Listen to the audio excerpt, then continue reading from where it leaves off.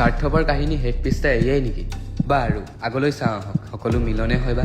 তোৰ দাদাক কিন্তু মানিব লাগিব দেই। তোক পঢ়াই শুনাই ইমান ডাঙৰ মানুহ বনালে, লগতে তোক ঘৰটো বনাই দিলে। তহঁতই সুখী পৰিয়াল দেই। তই ইয়াত মোৰ খবৰ ল'ব আহিছ নে দাদা গুণ গাব আহিছ? এইবোৰ বাদ দেচোন, বাকী বিহু মেলাখন কেতিয়া পাতিম বুলি ভাবিছ? মে 2 তাৰিখে আকৌ। তোৰ ফালৰ পৰা কিন্তু এইবাৰ বেছিকে লাগিব।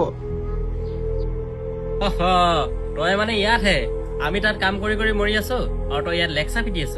নহয় অ, তোৰ ভাইক বহুত দিনৰ মই লগ পালো, চাকৰি পাই আহিছে যে। বাকী তই ঠিকে আছ? ঠিকে দেই। চাল্লা, এইটো দেখিব মন নজল। কেতিয়ানো ঘৰডাল খালী কৰি দিয়ে জানো। হ'ব দে, মই যাওঁ।